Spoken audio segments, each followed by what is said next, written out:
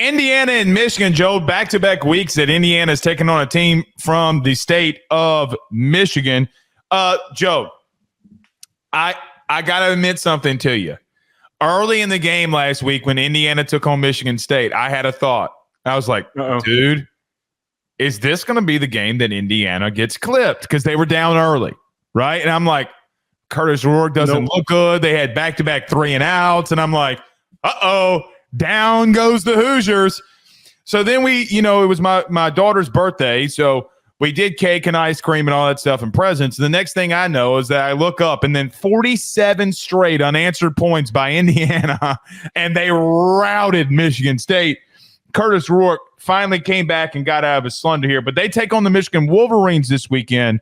How do you see this game playing out? Yeah. Indiana's so freaking good right now. And they're on like a very similar trajectory to what Michigan was doing last year, where they're so dominant in so many statistical categories, but they're not necessarily being tested. I think because it's Indiana, for some reason, a lot of people aren't willing to fully buy into the degree of dominance that we've seen them play at every single freaking week, but they're there. Offensively, one of the best in the country. They're producing yards at a ridiculous clip through the air, on the ground. They have one of the best and most underrated running back duos in the country that I've mentioned multiple times on this show, in Justice Ellison and Tyson Lawton, who are freaking fantastic playing off of one another. And now that Rourke's back, I'm assuming that his hand is going to start to get better and better each week, because there was a 2-week timetable for his return. He comes back early last week, and he still plays a pretty good game for them to hang 40+ on Michigan State. This is not a matchup that Michigan can keep up. And like we're talking about with some of these other games today, they are not built to get into a highly explosive shootout with a team like Indiana. Indiana has shown that one of the few instances against Michigan State where they went down by a couple of scores, that they can pick up steam really quickly once they get their feet back underneath them. There's a lot of uncertainty right now with Michigan, Blake, with their future, with recruiting, but more specifically with this team. I still don't really know. Like, is Davis Warren the guy? Then Alex Orji keeps coming in. Feels like there's uncertainty and a lack of commitment there, which has been their problem all year long.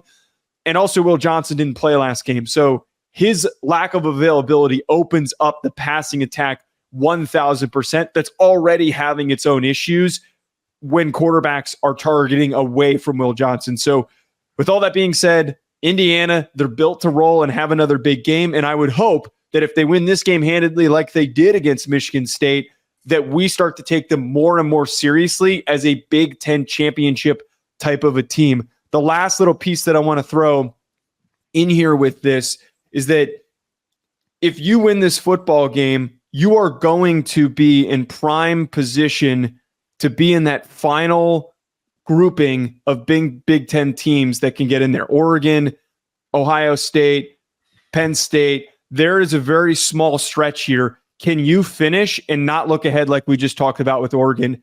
I think because of the nature of this squad and the demeanor of Kurt Cignetti, that they're not the type of team to do that. They're not the type of squad that's going to think, man, we're going to the Big Ten championship game.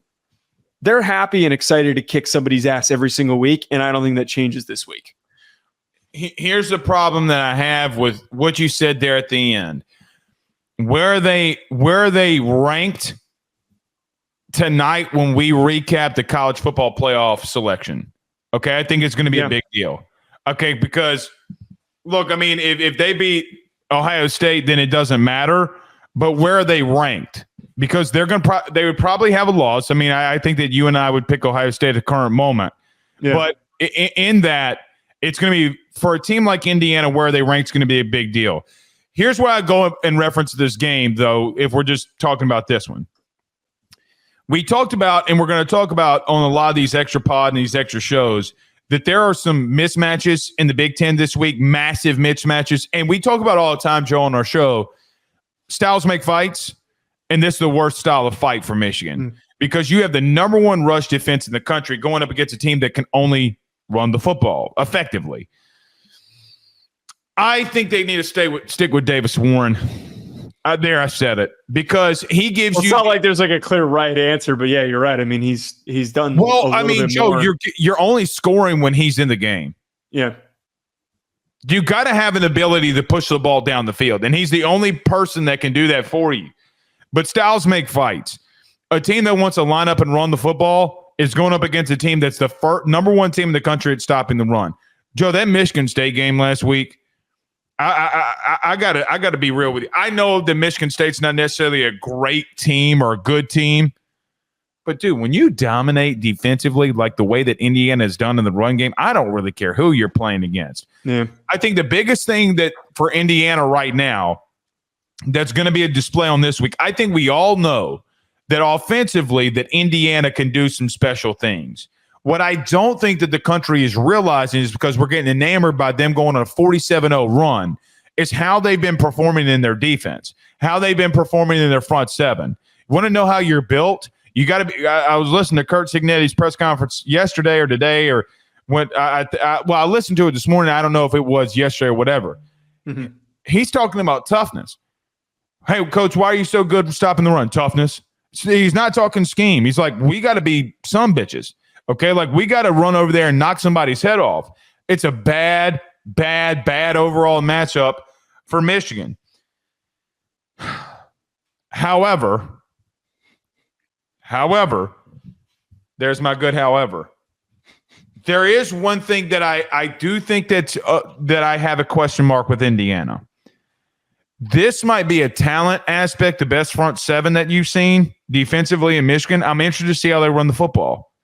I mean, look, Michigan still got some dudes in that front seven. Really intrigued to see what happens if they can't get the running game going effectively enough, what Curtis Rourke does look like. Now, that secondary for Michigan with Will Johnson being out, I don't know his status at the current moment, but their secondary not being good. I am intrigued to see how they run the football. But styles make fights, and, man, this is a bad one for Michigan. You just got to hope and hold on and hope that Indiana turns the ball over and that you could stick around. Joe, I mean, it's just such a bad matchup and look for Michigan. Yeah, just to sum that up, you would need to have your best defensive performance of the year. And we know that they've got the dudes. Like, we know that they have Kenneth Grant and Josiah Stewart and Mason Graham and Will Johnson if he plays, but they're not playing up to their potential right now. Their defense has been their backbone because they can't move the ball at all, and they're on the field a ton.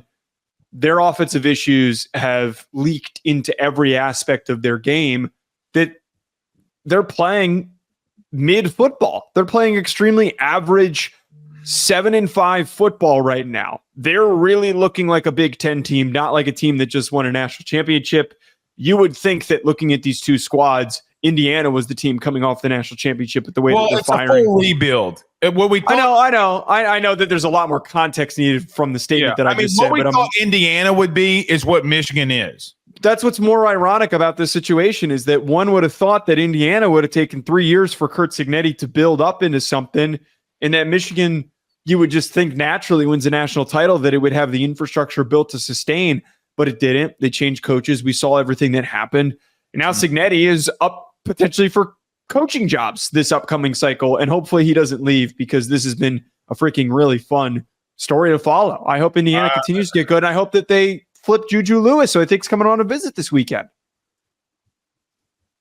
Joe, you've been seeing these Florida fans? No, what have they been saying? I don't know if they don't want Curt Cignetti over Lane Kiffin. My hot take is that James Franklin's the Florida head coach. So Julian Lewis. That would be so freaking funny because he's not going to Florida. It's not happening. Julian Lewis is visiting this game at home against Michigan. So right. I'm just saying, pay attention. USC stinks right now. Why would you want to go play for USC when your guy Tino Sinceri is there? You got to do good things in recruiting to sustain. I'm with you. But look, styles do make fights. There are a couple things that I'm intrigued in this game. Number one being, can Indiana run the football against a good front? And just what does Michigan look like? I mean, look, it's down there. It's a down year for them. It is what it is, but you're in a total rebuild here, and you're just going to have to at least your rebuild looks like this. If this is your low point, Joe, good on them. Joe, by the way, this is Michigan's low point. And they're not. I don't think they go lower than this. I don't think they're ever. Yeah, I don't think they do either. And so, like you're just at your lowest point. And you got to rebuild and get where you're at. Yeah. So Yeah. Indiana. I'm going to take Indiana in that one. BetOnline remains your top spot for all of your live betting action and contests. NFL, college football, UFC, NHL are all in full swing. BetOnline is your number one source for wagering news, odds, trends, and predictions with both desktop and mobile access at any time. Head to BetOnline today and use promo code BELIEVE, that's BLEAV, for 50% off your first deposit. That is a 50% welcome bonus. BetOnline, where the game starts.